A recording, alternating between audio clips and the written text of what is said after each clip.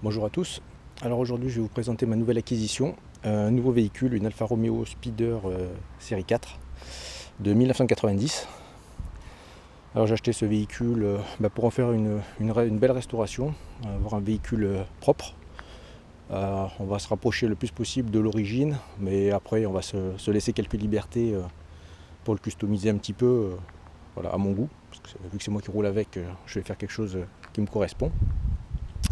Alors celui-là il est de 1990, il a 82 000 km, donc c'est un Phase 4. Pour ceux qui connaissent un petit peu les speeders, la ligne elle n'a pas vraiment beaucoup bougé depuis 1900, je crois que c'était 1966 les premiers. La toute première série, qui sont également les plus recherchés.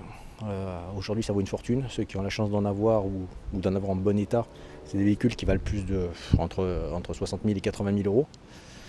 Donc c'était des speeders un petit peu avec une forme très allongée qu'on appelait os de sèche, en rapport avec l'os de la sèche, une forme très fluide. Ensuite il y a eu la série 2 qui reprenait le design original mais en coupant l'arrière. On a appelé cette série la série Tronca, donc elle avait un arrière coupé net droit. Ensuite dans les années 80 on a eu la série 3. Alors la série 3 elle a été beaucoup décriée, moi je l'aimais bien. Elle avait un petit béquet en mousse, alors c'était les plastiques de l'époque, un peu comme les gros ailerons Porsche à un moment, donc avec cette espèce de plastique noir moussé. Et elle avait des pare-chocs, alors les pare-chocs étaient un peu moins jolis parce qu'ils étaient noirs, c'était vraiment plastique quoi. Mais elle avait quand même un look sympa, elle a un look très années 80, moi je sais que je l'aime beaucoup. Et ensuite il y a celle-là, alors celle-là fait partie des plus recherchées parce qu'elle a été produite entre 90 et 93, peut-être 94 à vérifier. Il n'y en a pas eu beaucoup et c'est la version, en fait ils ont épuré, ils ont repris les critiques de la série 3 et ils ont corrigé, donc ils ont fait des pare-chocs englobants peints, avant, arrière, ils ont remis du chrome. Alors celle-là, qu'est-ce qu'elle a de spécial ? Il faut savoir que les speeders, alors depuis l'origine, les séries 1, 2, 3, ce sont des versions carburateurs. En gros, ça sortait dans les 132 chevaux, à peu près, selon les versions. Celle-là, c'est la première Alpha qui est passée à l'injection. Donc c'est les toutes premières injections Bosch, c'est pas les meilleures, puisque comparé au carbu, on perd un peu de puissance, on tombe à 126 chevaux. Bon, après, à conduire, c'est super plaisant, mais il y a moins l'effet coup de pied au cul qu'on avait sur les anciennes, et le bruit est beaucoup moins présent que sur les anciennes. Alors, les moteurs carbu, ça sonne très bien. Mais le moteur chante également très bien, mais il est plus feutré. Donc on verra ce qu'on fait, est-ce qu'on modifie la ligne ou pas, l'admission, on regardera. Alors, la priorité pour le moment, ça va être surtout la carrosserie. Alors celui-là, j'ai eu la chance de l'avoir avec donc quelques options sympas, notamment le hardtop. Alors le hardtop, c'est une option qui est quand même assez recherchée, c'est pas donné, c'est compliqué à trouver. Donc le hardtop, c'est le toit rigide que vous avez dessus. Donc ça transforme le cabriolet en coupé. L'avantage, c'est quand vous faites des trajets plus longs que la normale, vous avez une meilleure isolation. Voilà, et puis vu que c'est une option rare, ça permet d'avoir une cote plus élevée du véhicule. Ouais, c'est sympa, et puis ils ont fait une petite bande rappel, un peu comme sur les Targa de l'époque, là j'aime bien. Donc ce toit-là, en fait, il se déclipse. Comme la capote, en fait, il y a deux clips à l'intérieur, un devant et un derrière. Et ensuite, ici à l'intérieur, on a des crochets qui viennent prendre le mécanisme de capote. Donc il faut une clé pour les enlever. Si on n'a pas ça, on peut pas les démonter. Qu'est-ce que je peux vous dire sur ce véhicule ? Il est équipé aussi en option d'un volant Nardi. Alors c'est les fameux volants d'époque qui étaient fabriqués à Turin. Donc c'est ces volants, donc c'est quand même assez joli. Le pommeau de vitesse n'est pas d'origine non plus, c'est un pommeau bois. Alors ce pommeau je l'ai vu sur le site Alpha Olix, donc je ne sais pas, est-ce que c'est Alpha Olix qui le produit, aucune idée.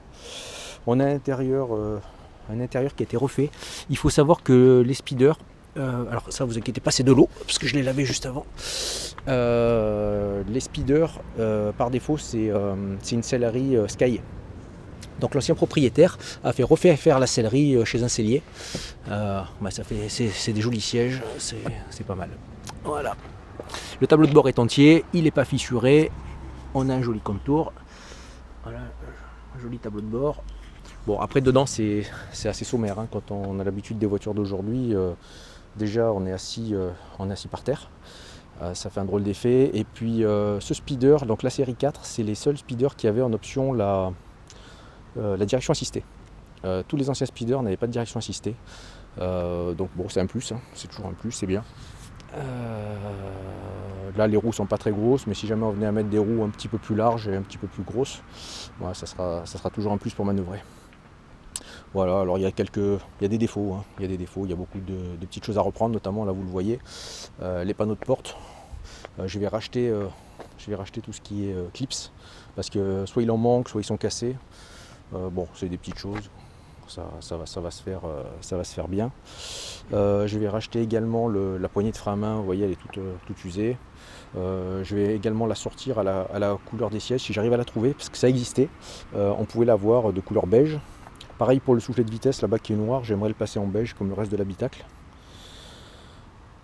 Bon, de toute façon je vous présenterai l'habitacle dans un deuxième temps, quand la voiture sera ouverte. Donc on a le hardtop, mais si on enlève le hardtop et qu'il se met à pleuvoir, on a quand même la capote. Parce que la capote est à l'intérieur, elle est rangée, elle est pliée. Hop, je vous la montre, elle est là. Donc on peut quand même recapoter en vitesse s'il y a besoin.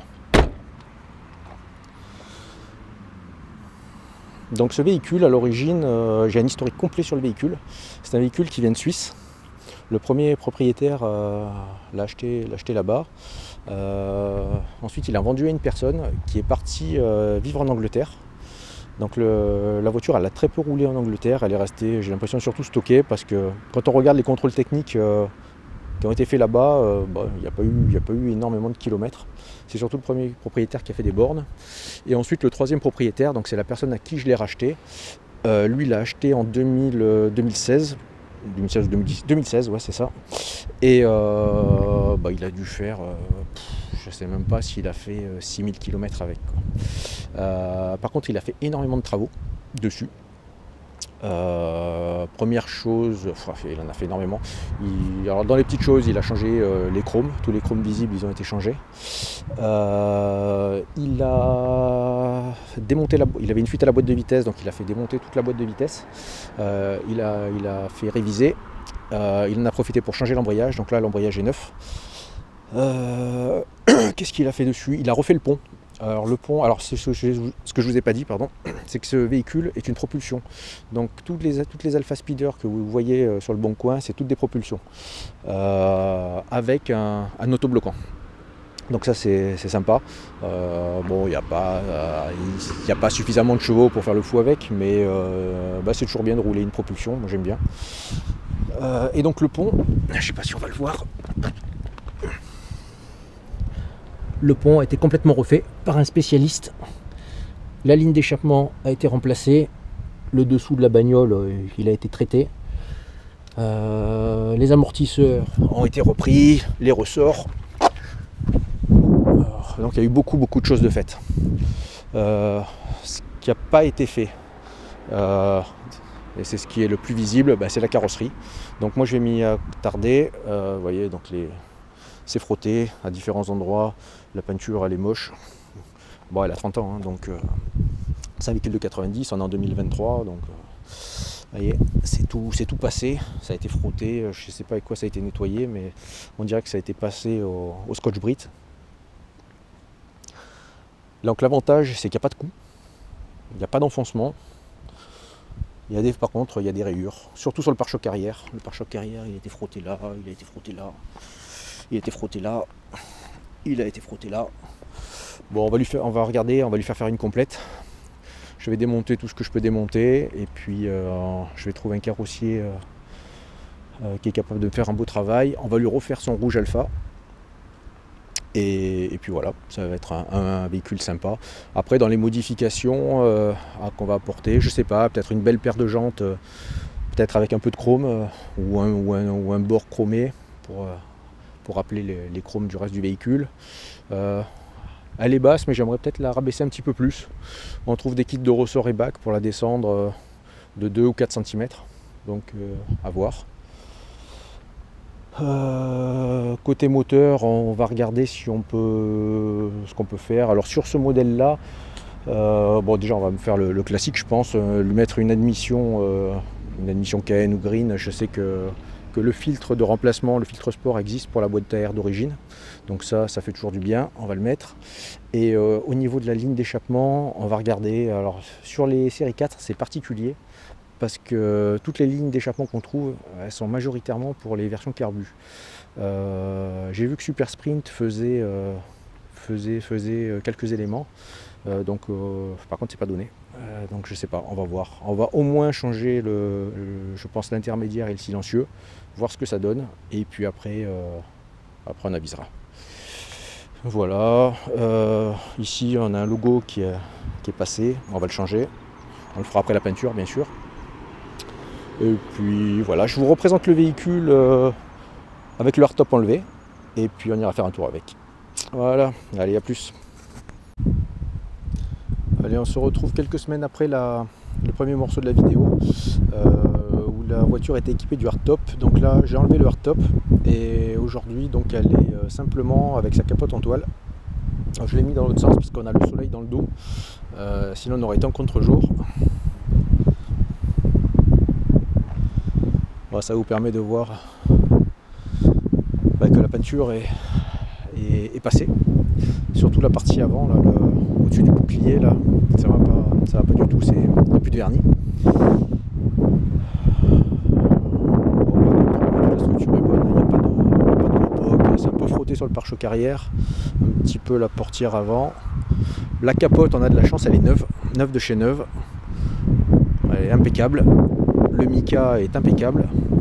Donc là, vous avez les crochets du hardtop. Alors les crochets des deux côtés, on va les décaper et on va les repeindre. Ah, donc la capote est nickel, hein, vraiment transparente.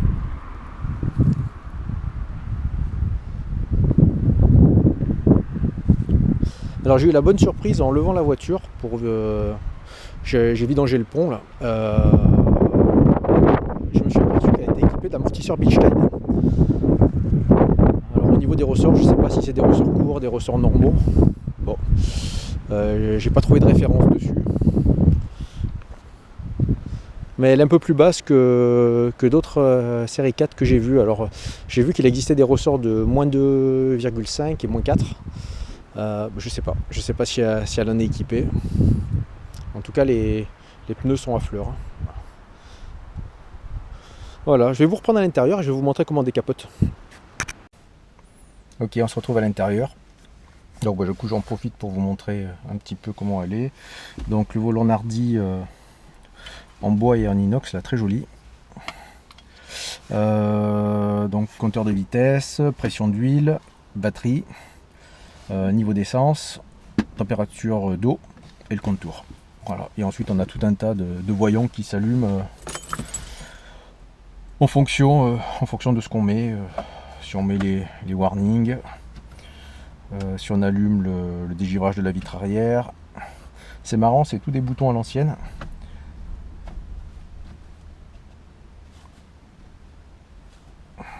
Alors, on était là pour que je vous montre comment décapoter la voiture. Alors pour décapoter, c'est super simple. On baisse les pare-soleil, on déclipse de chaque côté. Voilà, on ouvre les portes.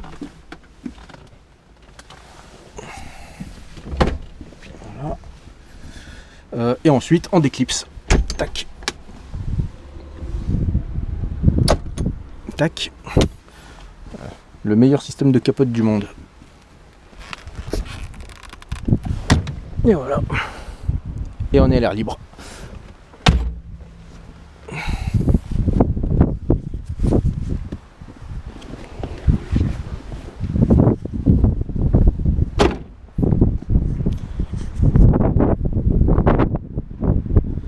Ce système de capote, c'est génial parce qu'on le met, on l'enlève.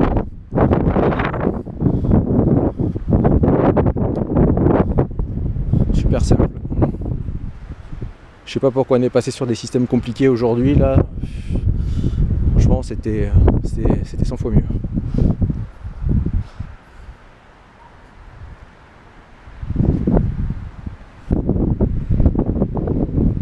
Bon, ça change le look, c'est sympa. Je me suis aperçu que le logo en façade était abîmé aussi, il est enfoncé. Donc on va le changer. De toute façon, quand on va faire repeindre le pare-choc, on va le dégager. Et je vais en commander un nouveau. C'est con, j'ai commandé celui arrière. J'avais pas vu que celui-là était enfoncé. Donc dans les petites bricoles que j'ai fait là, donc j'ai vidangé comment c'était. Bon, c'est tranquille, hein. Il y a une vis sur le, on va dire sur le milieu du pont côté arrière. La vidange est dessous, comme sur un pont classique. Il y a presque 1,5 litre d'huile, 75,90. Qu'est-ce que j'ai fait d'autre? J'ai réparé l'autoradio qui marchait pas, j'ai réparé l'antenne électrique qui marchait pas. Donc maintenant elle sort quand je mets la radio et on reçoit les stations et les mémoires du poste tiennent parce qu'avant ça marchait pas du tout. Ah, voilà, donc c'est un petit cabriolet bien sympa. J'ai hâte qu'on le restaure.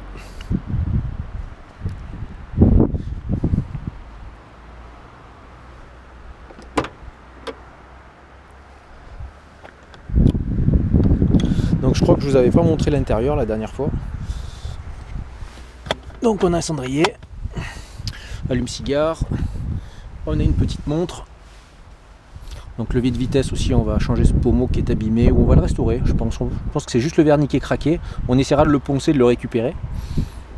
La ventilation, alors j'aime bien le bouton, on dirait un interrupteur de maison, à l'ancienne. Les petites aérations comme sur les anciennes Ferrari des années 80. Non, sinon le cuir est magnifique.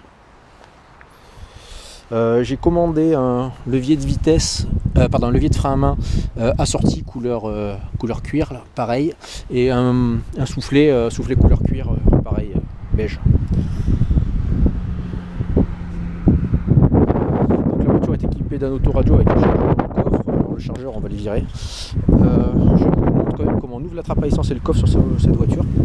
Donc ici vous avez deux trappes protégées par clé. Donc trappe à essence avec un bouchon en métal qui se visse. Et le coffre.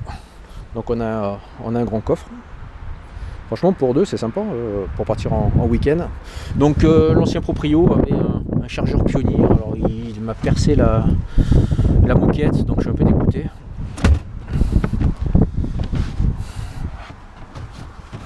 On verra si on arrive à trouver une. Soit on la nettoie et on essaie de la ranger, soit on rachètera un kit moquette pour le coffre.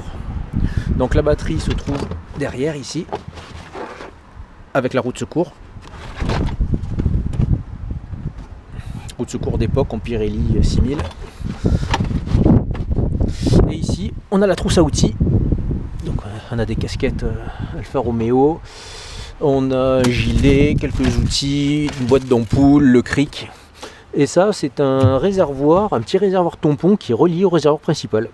Je sais pas trop à quoi ça sert, mais c'est ce que j'ai vu sur la doc technique.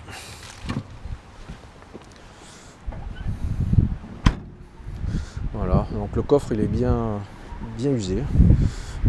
Pareil le logo, donc j'en avais commandé un, on va le changer. Enfin c'est le carrossier qui le changera après la peinture. J'ai racheté des plaques noires en plexi propre aussi. Bon ben voilà. Vous avez un aperçu de la voiture.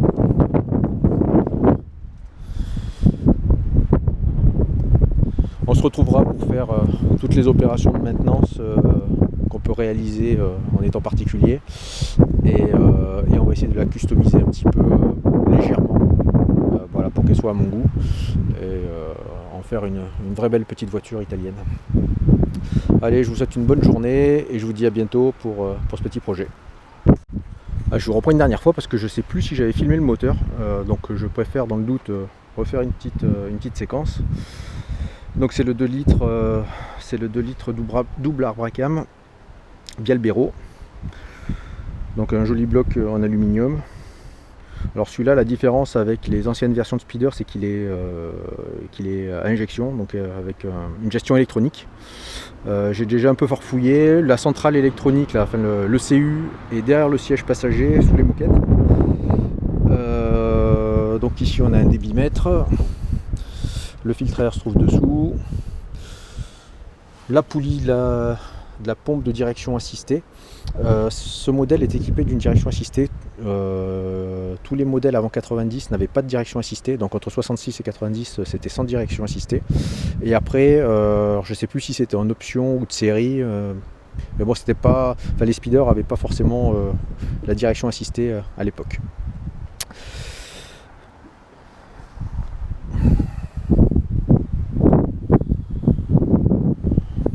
Voilà, bon, on va le décrasser tout ça. Il roule bien, il roule bien. Je suis assez surpris par la consommation, il consomme très peu. Je suis à moins de 10 litres. Moins de 10 litres au 100, donc franchement c'est pas beaucoup.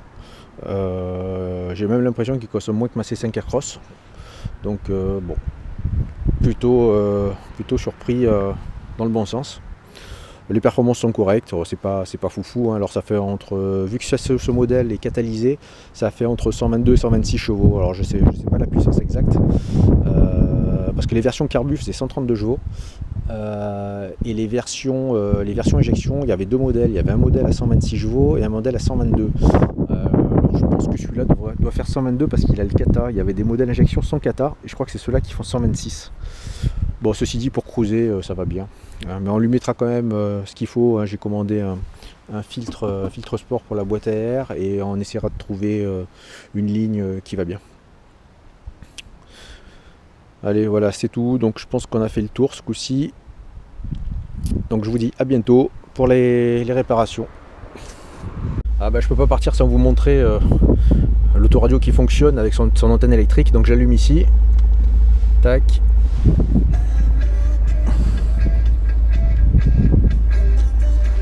Quand même bien marrant avec encore les cassettes de l'époque. Bon bah je vais le virer cet autoradio. Si ça intéresse quelqu'un, il me fait signe. Je lui enverrai, il y a le chargeur CD. On verra si je le démonte proprement pour récupérer le câblage parce qu'il y a un fil de chargeur qui passe dessous. Je pense que je vais quand même mettre un autoradio DAB, même si c'est pas de l'époque de la voiture. Bientôt ça va devenir le standard, donc si on veut quand même avoir un peu de musique, voilà, je préfère mettre un autoradio récent. A plus.